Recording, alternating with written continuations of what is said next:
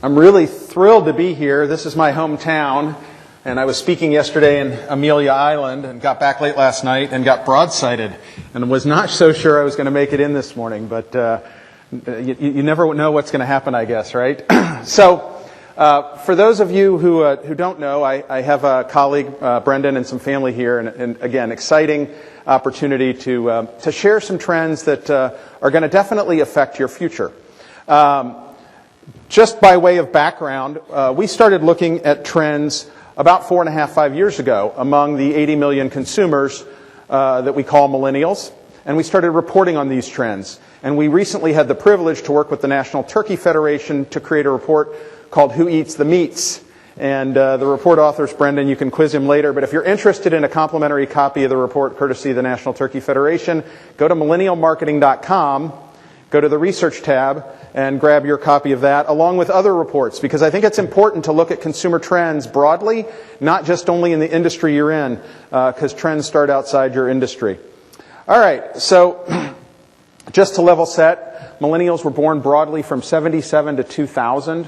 If you want a narrow definition, you could go 80 to 96, but broadly 77 to 2000. There are a lot of myths about millennials. You've heard them all, right? They're all narcissists. They all live in their parents' basement, right? All these myths about millennials. The truth is there's 6.3 million millennials today with a household income over $100,000 today. There are 8,000 to 9,000 women today who are going to have a child. The next generation of families is being formed right now by millennials. And 11.5 to 12 million millennials have already done that. So they're not all young, unemployed, et cetera, et cetera. They represent approximately 25% of consumer discretionary purchases. What's interesting is their influence on topics, including topics like GMO, is so large. If you're looking at alcohol trends, if you're looking at apparel trends, if you're looking at food trends, most of those trends tend to start with millennial culture. So understanding the roots of consumer culture can help shape your views and impact your future EBITDA. I don't know about you, but I had a life schema that looked a lot like this. How many of you had this kind of a schema? You went to school, you got a job, you got married, you bought a house, and then you started a family. It was pretty linear. Anyone have this kind of a schema? Few of you, right? I suspect there are more of you who haven't raised your hands. The millennial schema is just a little bit different, okay? It's going to include all the same things, but the order imperative is now gone, right? I don't have to finish college to get a job, and I don't have to get married to start a family. So linear culture doesn't work as well with millennials. In fact, how many of you at one point looked at Maslow, right? You started with food, water, shelter, warmth. You know, how many of you are a little bit familiar with Maslow? Right? Okay, so in millennial culture, it's a similar view, but there's this one thing that's wildly important that comes before food and water. It's Wi-Fi. And they've been mislabeled a digital native generation. It's just not true. It's not. They're a mobile native generation. I don't see them sitting at desktops. That's what old people say. They're a digital native generation. No, they're a mobile native generation. All right.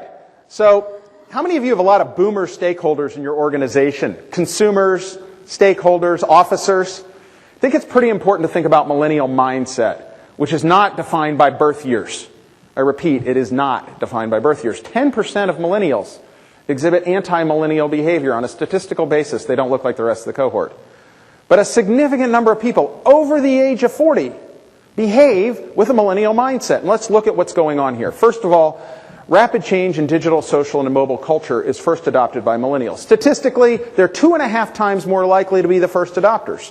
But I promise if you walked across the street to Starbucks and you ordered a coffee, you'd find a 55-year-old woman paying with her mobile phone, right? I mean, you've seen it. They just swipe. Now, how many of you think of this as a mobile phone? I want you to reimagine it as a modern-day Swiss Army knife. It's got nothing to do with a mobile phone. My daughter's in the back. If I called her, she'd text me back, "Why are you calling?" Right? It's a modern-day Swiss Army knife capable of processing more information from more sources more rapidly than anything ever before. And if you grew up tweeting your date on Friday nights, you'd use it that way too. If I need a new car, and I do now, I'd use the Kelley Blue Book. That's not how they work. They use their peer networks. So there are some themes that are really important to understand. There's the democratization of fairness. It was a theme used by a president to win an election I saw occur, right? Fairness was the core message. That's a huge theme for future prophets. if you run a company. You've got affordable adventure themes, flavor adventure themes. You've got a number of themes that are millennial mindset themes. They're not millennial exclusive themes anymore because of consumer culture. How many of you are familiar with a basic concept called love? I get really nervous if nobody responds to this, just in case you're wondering. I mean, it starts with a new relationship, right? And if things kind of progress, you start dating. Is anyone with me yet? And if things continue, you fall in love. The thing is, consumers don't need to file divorce papers to switch brands. They don't. They just pick another item on the shelf and replace yours. They go across the street to another retailer and replace you. Your job as strategy professionals is to prevent boredom. It's to understand consumer culture and prevent boredom. And what happens when boredom occurs is you've lapsed customers. And we see it all the time. If you want to find the companies that are struggling on the planet, they typically have a lot of awareness and a ton of lapsed customers. So I want you to think about love in a construct of keeping things fresh and interesting and preventing boredom. And there's some real important economics behind love. The economics of love are what I'm going to talk about next. If you can't see, across the top is uniqueness, meaningfulness, innovation, and authenticity. Let's call those the 4 variables that are going to impact love, or your future profits, if you prefer. So the 4 variables that are going to impact your future profits are uniqueness, a proxy for your pricing authority. The more unique you are, the more pricing authority you have. I was in the car this morning. I was listening to NPR. Heard a story about Panera. I suspect many of you have heard this story. How many of you have heard the story? Quite a few, right? It's your industry. I would hope you've heard it. They're changing their menu. They're thinking differently about things. Why are they doing it? They're trying to maintain uniqueness. They understand consumer culture. They want to be seen as more unique. They want to be early. Pricing authority is driven by uniqueness. We work with a grocery chain called Whole Foods. Has anyone ever heard the term whole paycheck? Yeah, it's the most unique grocery store on the planet. Meaningfulness is a proxy for purpose. Purpose drives sales volume potential. You all need purpose. I see Gary Cooper in the room. Gary started a co-opetition program to create energy in his industry. AT&T did that too, around a consumer anxiety point called texting and driving. Anyone heard about this problem, texting and driving? AT&T invited everyone to the party. They said, we're going to have some co-opetition here. We're going to deal with an anxiety point called don't text and drive. And as a result, we're going to drive more meaning for a big, stodgy old company. In fact, if you looked at their financial statements or interviewed their senior people, you'd find this is a rounding error in their financial statements. They spend a few $1 million a year in this program. Companies spending billions of dollars a year in product marketing, right? Meaning drives sales volume potential. Innovation. The most innovative brands on the planet are preferred by millennial consumers and by millennial mindset consumers, a.k.a. people over the age of 40. I know you thought I was 29. I am in that group. All right? And finally, authenticity, which is a proxy for trust. And this is a double-edged sword, because if you do it well, you win big, and if you do it poorly, you're seen as a phony. Authenticity will drive trust. These are the 4 factors that really have a huge influence. I know I grew up with a different schema. I was led to believe that if you increase the brand's awareness, that'll increase the brand's profitability. And the truth is, I haven't seen data sets that really correlate increased brand awareness to increased profitability. If Best Buy spend incremental money to increase their brand awareness, would that accelerate or decelerate the going out of business event that has yet to occur for them? Huh? Because unless they increase uniqueness, meaningfulness, innovation, and authenticity, that's what's going to happen.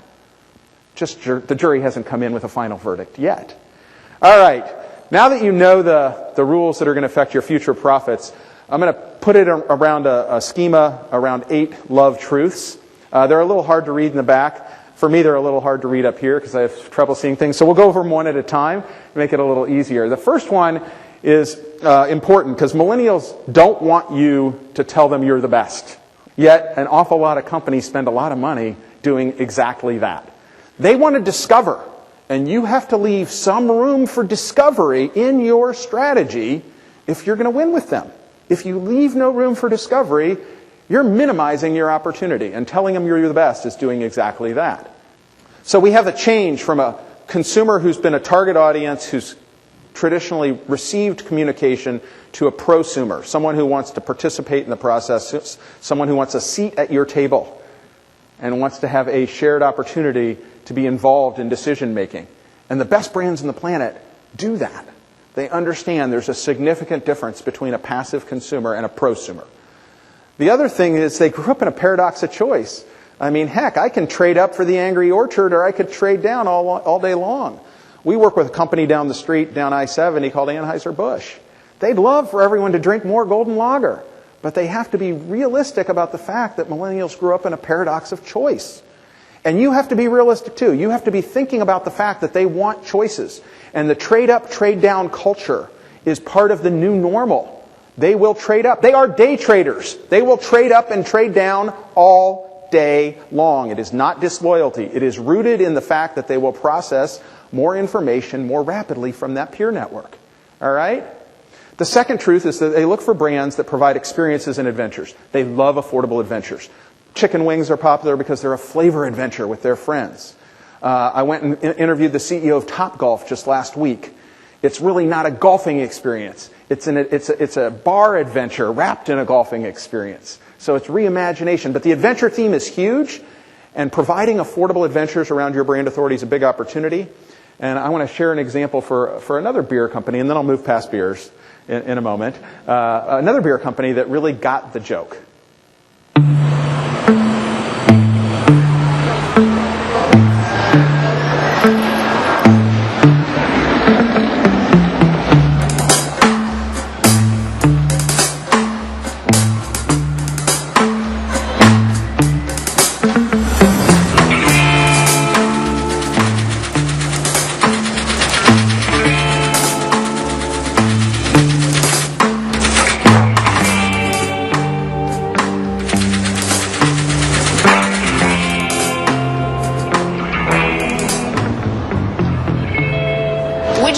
Press the button and take your chances? You would have to go right now. You have to change your plans. No way we can change these plans. No. This is a bachelor party. I have to go through security, get on a plane, and go back to my real life. You know, it really sounds tempting, but how come you can't cancel the trip? Because it's for work.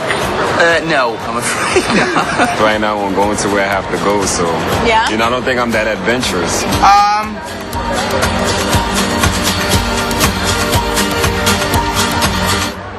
Shit, why not? I love it. Yeah. I love it. Let's go.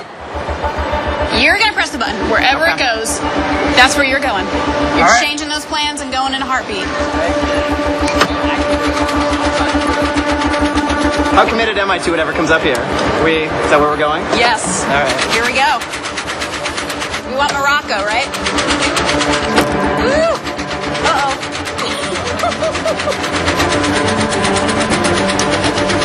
Looks like Cyprus. I'll do Cyprus. You'll do Cyprus? I'll do Woo! Cyprus. How about Laos?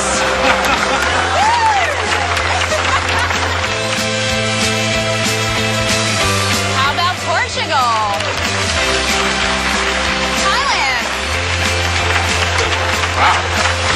This is real, right? This is actually going to happen. It's so random. You're either gonna kill me or you're gonna like laugh. Hey, Dan, what's up? It's George. Some weird news, I guess. It doesn't look like I'm going to be able to make it out there, but I may make it out there sometime after I'm back from Thailand. I have no idea what you're saying. Are you going to Thailand right now, or you're coming home for it? No, I have to cancel my flight. Crazy. Yeah. Are you crazy? Maybe. I don't know. So where's the button? I'm ready to push the button. Ruffle, I'll see Let's you go later. home. I'll see you later. I'm going to push the Oh, button. I want to go home. Let's go, Laos. Go to Laos.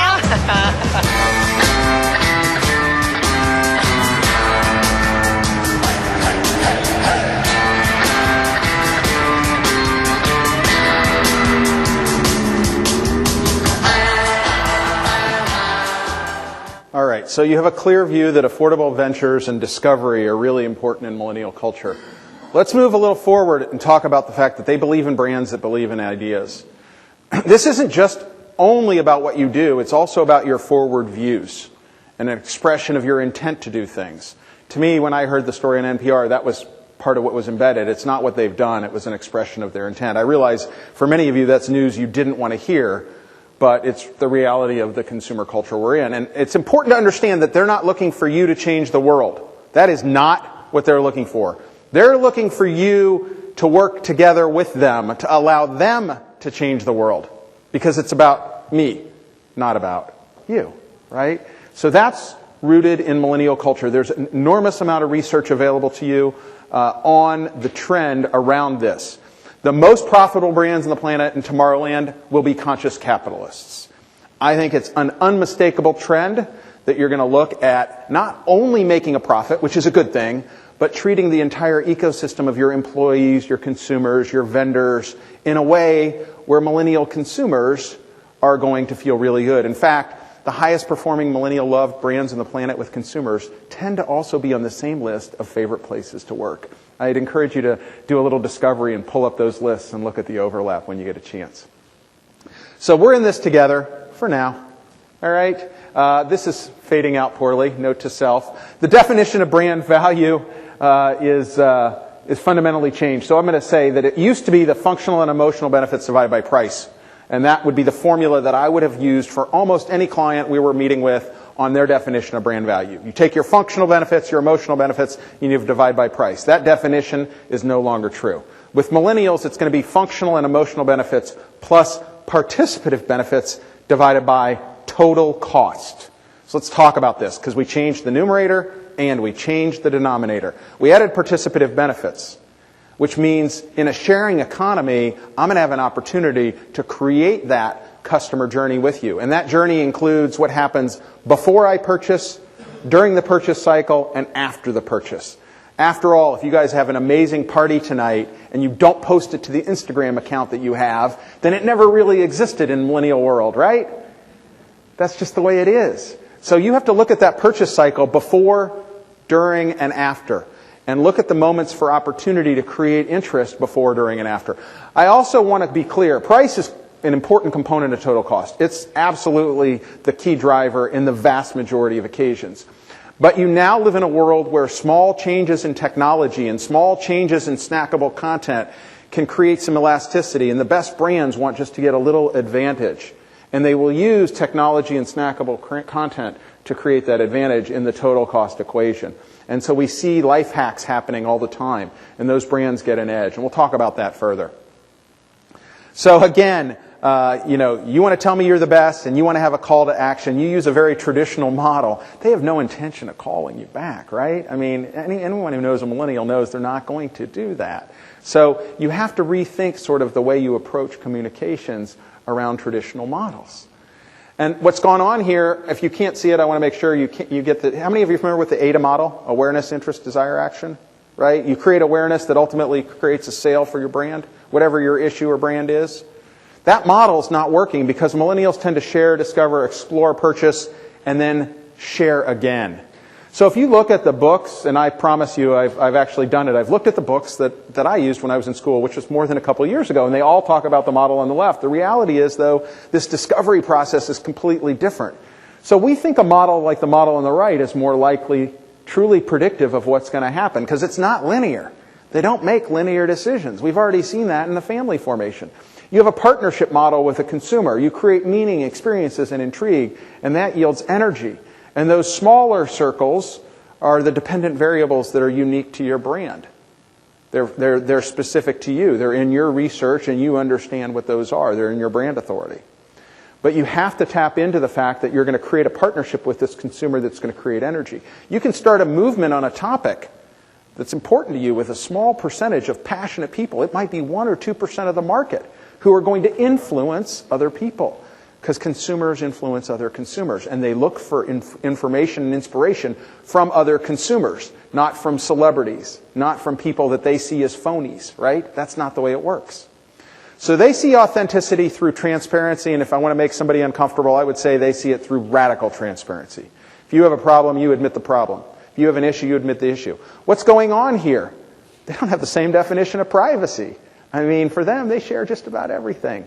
Their definition of privacy and your definition of privacy, completely different, right? Just go talk to a teenager. It's like, why are you sharing that? That's not a good idea, right?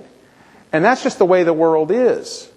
But they also expect you to pay attention to that and create more customized, personalized experiences because they're trading you privacy for better experiences. That's the world they grew up in. And there's a simple clip that I like to share. It's about Moneyball, which is a movie that's a true story. It's about an entity, an organization, a baseball team that decided to use data in a different way. And you all have a lot of data, right? I mean, you could go to Pinterest right now and get a lot of data on food-related trends. What people aspire to cook, what people aspire to eat. Facebook's yesterday's news. It's important, but it's what happened in the past. Pinterest is what I'm aspiring to purchase, what I aspire to do. Now, how many of you are disambiguously matching your social data? No. Nobody's doing it, but that's because that's not what you learned in school. But you could. It's possible. It's not expensive. It's just a matter of deciding you want to take your email addresses and disambiguously match social data to customers to decide who fuels your influence and decide to focus on the people who really matter. It's the wave of what's next. Is it happening today in less than 1% of the companies? Why? Because it's not what we learned. It's what millennials want. They want that. That's why they're trading the privacy. So let's take a look at this clip. We're trying to solve the problem here, Billy. Not like this. You're not. You're not even looking at the problem. We're very aware of the problem. I mean... Okay, good. What's the problem?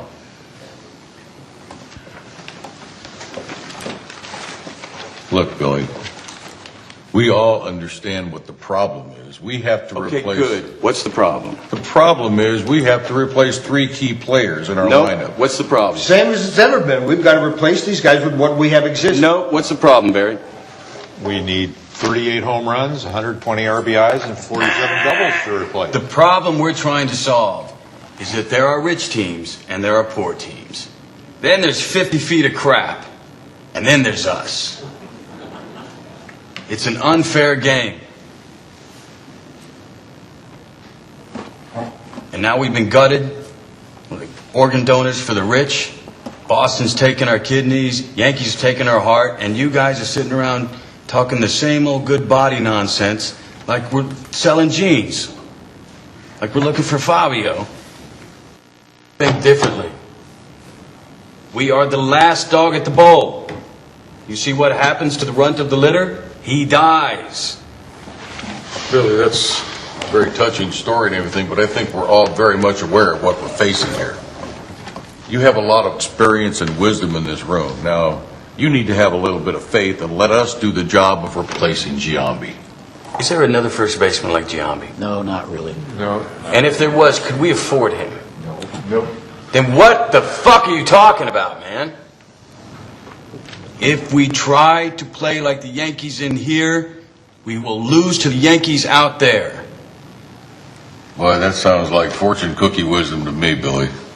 No, that's just logic. Who's Fabio? He's a shortstop. He's a shortstop from Seattle. The oldest fella jumps in. He's a shortstop for the Yankees. All right. So remember, there's an awful lot of data being created. It's linked to someone's email account. No one's stopping you from disambiguously matching this data. Millennials want to trade privacy for perks. They want more customized, more personalized experiences. So are you listening?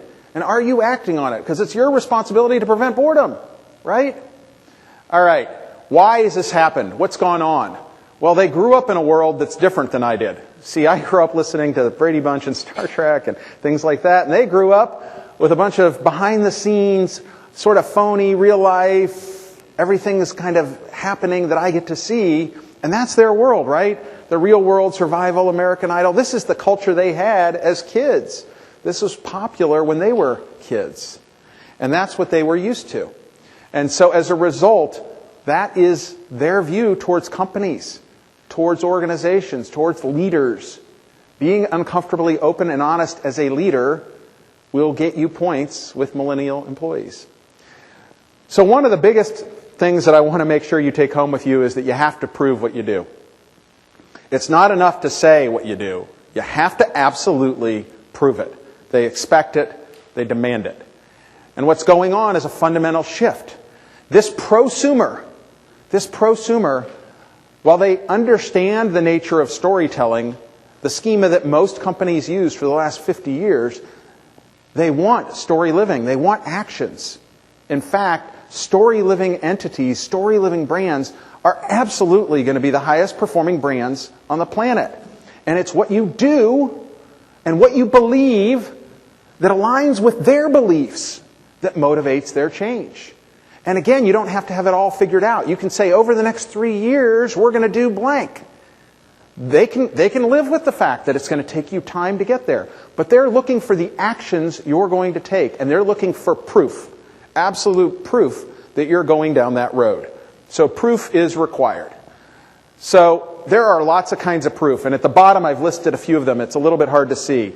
There's product proof. There's business model proof. There's partnership proof. There's cause proof. There's investments proof. There's all kinds of ways you can prove what you're doing. And you need to look at all of the various possibilities in order to make sure you're providing ample evidence. In fact, I'm going to talk about a couple of them. A moment ago, I heard someone talk about CO2. And what's Tesla done recently? Does anyone know? Anyone? Their patents. I heard someone say it. Someone, who said it? I said, no, but not. Oh, home batteries. It's patents. Tesla has made all their patents available to their direct competitors with the express intention of saying, if you can help us achieve our mission of CO2 reduction, please feel free to use our patents. That's proof, positive. I mean, really, that's bold. How many CEOs in this room would give your patents to your direct competitors in order to prove you're sincere in your efforts? Crazy. How about the fellow on the right? Anyone recognize him? CEO of a company called Apple? You guys recognize him, I suspect. What happened in Indiana recently? There's an amendment against religious freedom. What did Apple do? Apple came out and said, if you move forward with that, there's going to be economic sanctions. Now, if you did an analysis of the press releases issued by a variety of entities, you would find all of them had interesting press releases with no teeth, no proof whatsoever. I called one of my clients and said, you sent out a press release, but it had no teeth. And the fellow said, I know. Our CEO won't go any further than the press release. I said, well, you understand the difference. You are always asking, how can we win with consumers? You just missed an opportunity because you feel that this was a mistake, but yet you wouldn't go further. Apple said, no way. We're not going to do that. That's counter our culture. If that's where Indiana's going, we will consciously de-invest in the future in that state. Proof of their values. And on the far side, and I know many people probably don't like that brand, but that's Chipotle. And when they had a supply chain problem, they said, you know what? We're going to not sell carnitas. Again, it's proof. Whether you like the company or dislike the company, whether you agree or disagree, understand the social culture trend here is around proof. And having proof is crucial. One form of proof is content proof. Content proof is one of the many ways you can achieve that goal. Content proof means you're going to create snackable content that is about the beliefs, the ideas, the adjacent topics that are crucially important. What are the anxieties your consumer has about food? And are you talking about those anxieties? Not about your products. I'm sure you're great at talking about your products. I'm talking about, do you understand the anxieties they have? And are you putting those anxieties at the front of your content agenda? Because that's a way to create content proof. And if you do that, these consumers will curate and consume your content. And they will ultimately embrace and love your brand. So with that in mind, you need a schema for content, whether you agree with this one or create your own. You need to have planned and unplanned content. You need proactive and reactive content. You need a new framework. You need a portfolio of content. You have a portfolio of products. I want you to have a portfolio of content which is directly linked to the anxiety states of your most valuable prosumers. Because that will lead you to a better place. And this is a model we think works. You're going to have campaign content, you're going to have social care, tailored content, and a brand newsroom. And you're going to be able to move quickly and rapidly because no one's going to give you a lot of time when problems come up. In fact, you're going to get almost no time. So you're going to have predetermined what you're going to do before the thing, whatever it is, happens. And there are going to be things that happen in every business, in every industry. So as an example, we work with a company called Dairy Queen.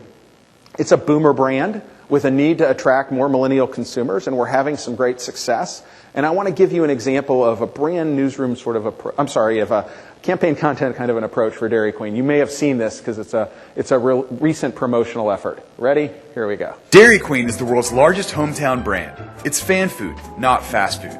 So how did we serve up not one, but two classic fall flavors during a time when people aren't thinking about blizzards? We went to the apple and pumpkin capitals of the world and created a rivalry letting the fans of each tell the story in a way only DQ could. It's a throwdown. Can't get enough apples, especially in a blizzard. I think Wenatchee is wrong. I don't like pumpkins. Apples. Pumpkins! DQBlizzardBattle.com let fans get to know the towns, vote for their favorite, and share pre-written posts that enabled them to pledge their allegiance and encourage their social community to pick a side. And before long, the Blizzard Battle took on a life of its own, with content featuring the local characters of Caro and Wenatchee stating their case for apple and pumpkin. Apples it is. Apples. Apples it is. Apples. But we didn't just celebrate the fans from our two towns, we celebrated our fans in the social space, turning their own words into campaign posters, promoting their posts and tweets to millions of DQ fans. And when it was all said and done, we celebrated with the winning town. Wenatchee, you went down! The DQ Blizzard Battle became the most successful social media engagement campaign in the history of Dairy Queen. It made two small towns famous, not just for their flavors, but for their fans. We sold more blizzards than we ever thought possible. But most importantly, we proved to the world that DQ has the greatest fans on earth. We won! We won! We won!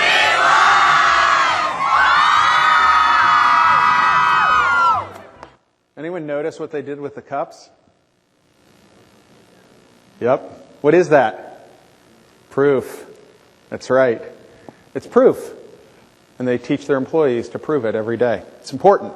All right. Social care is another hot topic, right? All of you have social care opportunities and issues. Dairy Queen has an event. Warren Buffett comes out for this event every year. It's Free Cone Day. They have a lot of millennial employees. And a millennial employee sent this, "I'm so not looking forward to working this Free Cone Day" tweet. Now, we had two options. We could say that was against the company policy. We can't believe you did this. We could give it a big hug. We said, we'll give it a big hug. I mean, what do we gain by reprimanding someone for breaking the company policy? So we gave this thing a hug. We have a social media command center set up. It's Free Cone Day. We know something's going to happen. We just don't know what or where or when. We said, hang in there. We know it's a long shift. We'll tweet you cheers in the hour. And we start building some dialogue with Marissa. And what's Marissa do? She says, oh, awesome. Thanks. It's going to be a lot better if you do that. So we start sending Marissa these little fun things. And what Marissa is going to do is what? She's going to, yeah, that's exactly what she's going to do. And then what are her friends going to do who work in other Dairy Queens? They're going to retweet as well.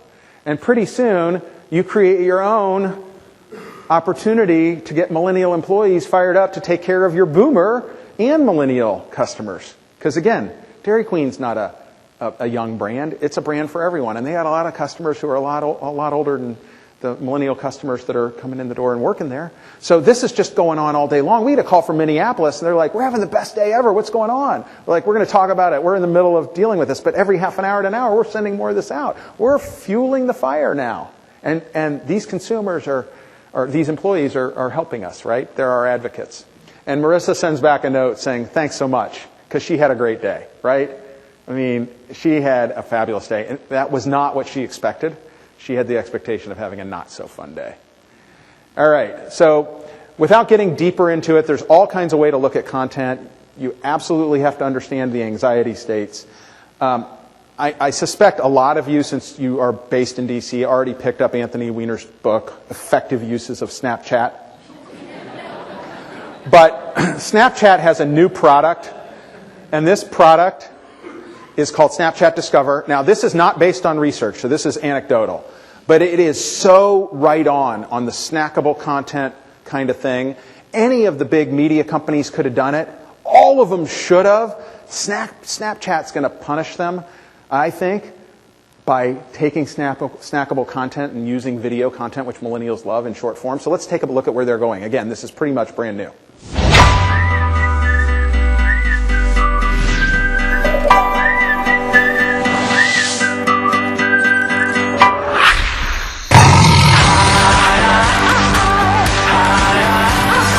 We're here in Antarctica. It's the news you need to know to be in the know. I would argue that True Detective is fun. Sarah D. Nice. Do you mean Denise? Son of Cars over here completely buried. Good amount of heat, great pepper background flavor.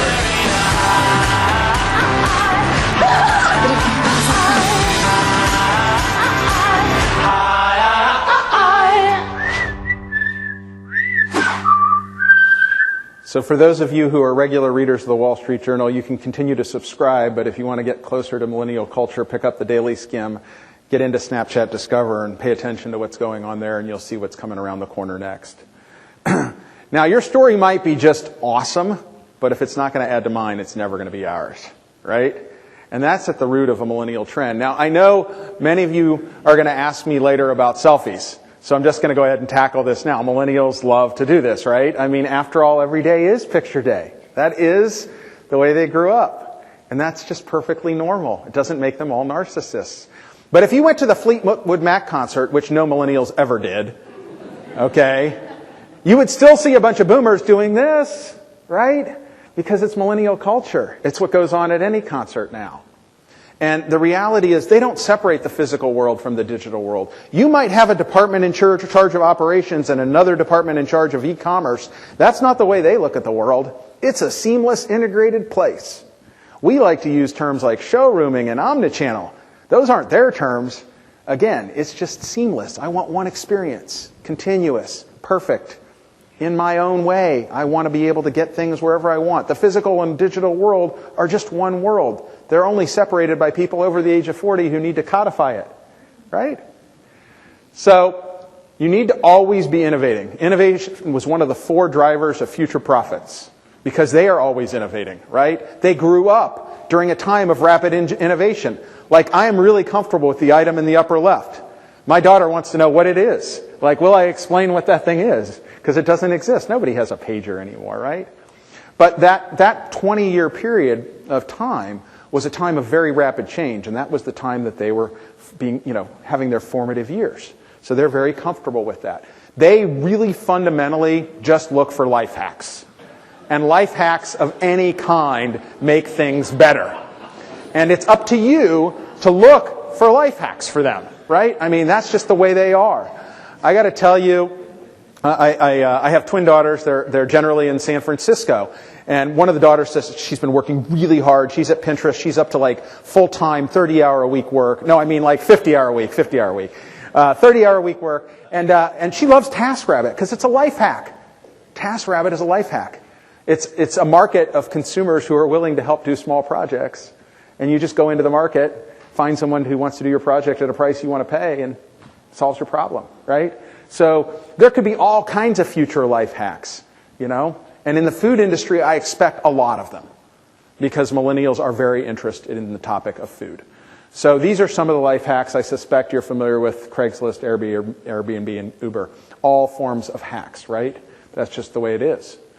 So millennials do really love innovation. Most companies have a terrific sustaining innovation model.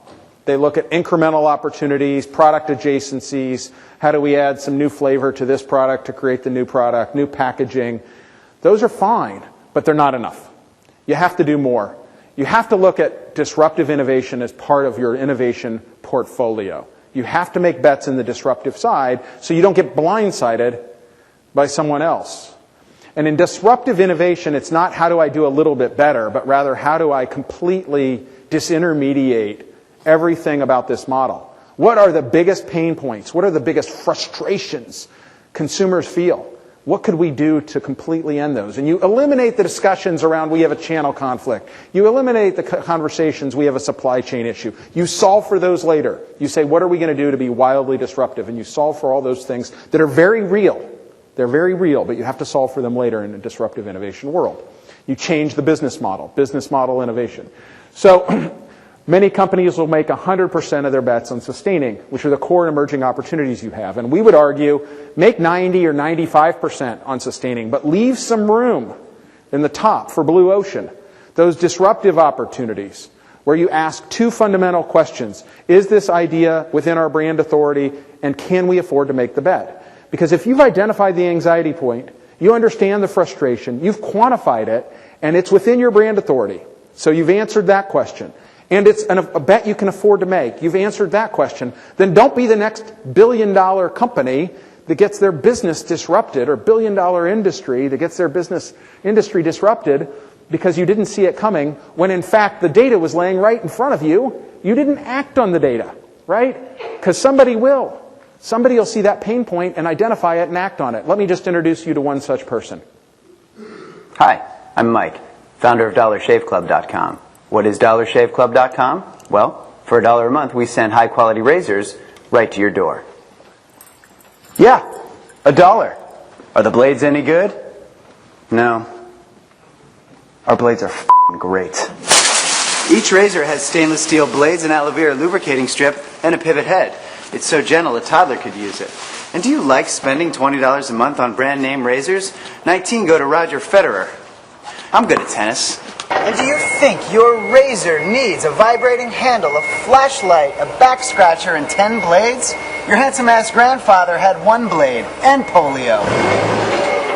Looking good, pop-up! Stop paying for shave tech you don't need. And stop forgetting to buy your blades every month.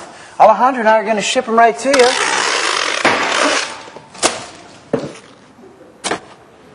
We're not just selling razors, we're also making new jobs. Alejandro, what were you doing last month? Not working. What are you doing now? Working. I'm no Vanderbilt, but this train makes hay. So stop forgetting to buy your blades every month and start deciding where you're going to stack all those dollar bills I'm saving you. We are DollarShaveClub.com, and the party is on.